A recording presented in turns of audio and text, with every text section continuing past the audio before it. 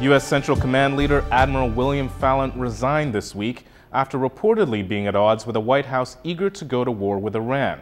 Observers are now debating whether Iran will be another Iraq, and if the military option that the White House has put on the table will be put into play. The decision to remove Saddam Hussein was the right decision early in my presidency. It is the right decision at this point in my presidency, and it will forever be the right decision. I wish I wouldn't have to talk about war. No president wants to be a war president. But when confronted with the realities of the world, I have made the decision that now is the time to confront. Now is the time to deal with this enemy. And now is the time to spread freedom as the great alternative to the ideology they adhere to. Admiral Fallon, commander of the U.S. forces in the Middle East, has resigned, and his resignation has been accepted with great alacrity. Were there to be a military strike against Iran, he would be the man leading it. And yet, among all the serving high officials in the U.S. military establishment, he is the man best known for opposing the policy of a military option against Iran. The force with which his resignation was sought and accepted reopens the question, is a military strike against Iran in the offing? One should have thought not. The US is mired in Iraq. There is at best a strategic stalemate in Afghanistan, with advantage going to the Taliban. There are major crises in Pakistan, Lebanon, and the occupied territories of Palestine.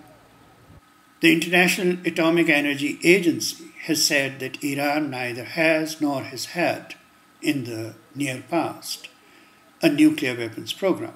The National Intelligence estimate inside the United States has said more or less the same thing.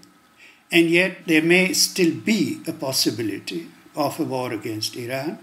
A military strike against Iran before the elections of November this year may help elect a Republican candidate by releasing all kinds of patriotic, atavistic, nationalist sentiments in a war hysteria. Even if a Democratic president comes in, whether Hillary Clinton or Barack Obama, they would be bound by the policies already set by a military strike of that nature. But the main reason appears to be in the geopolitics of the region and of the global economy. Iran sits on the second largest pool of energy resource, second only to Russia. Russia has nuclear weapons, so not much can be done about that. But Iran has no such weapons, and therefore is vulnerable to military action by the United States. After 5 years of occupation by the United States in Iraq, it emerges that the main beneficiary of it has been Iran, as was demonstrated most visibly very recently during Ahmadinejad's visit to Baghdad, the only head of state in the world who has so far been actually invited by the Iraqi government to visit, unlike Bush, who goes there uninvited and leaves without spending a night anywhere. Ahmadinejad actually spent the night in the home of Jalal Talibani, his Kurdish counterpart, the president of Iraq. But above all, it is Iran's emerging role in the world economy of oil and dollar, which is creating the greatest problem. Chavez and Ahmadinejad proposed in the last summit meeting of OPEC that the OPEC countries should be trading not in dollars but in a basket of currencies. Iran itself does not trade its oil in dollars but sells it for other currencies, in the yen for Japan, in euros to China, and so on.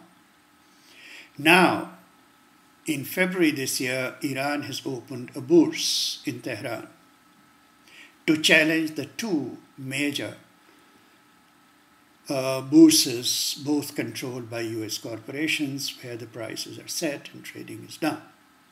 For now, payments would be received only in Irani currency, but it is projected that this bourse, unlike the ones controlled by the United States, would accept payments in Russian ruble, in the Chinese yuan, in Japanese yen, in various currencies of the world, bypassing the dollar.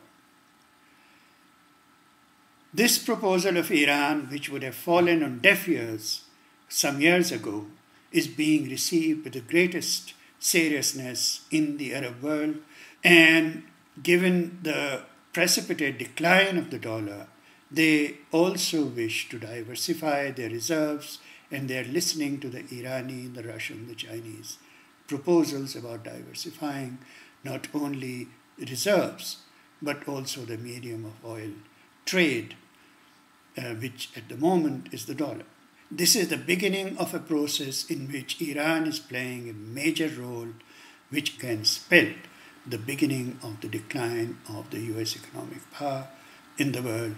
And the real hatred of Iran, in fact, resides not in any nuclear issue, but in this rising power of Iran in relation to Iraq, in relation to the region, and in relation indeed to the geopolitics of oil and the dollar.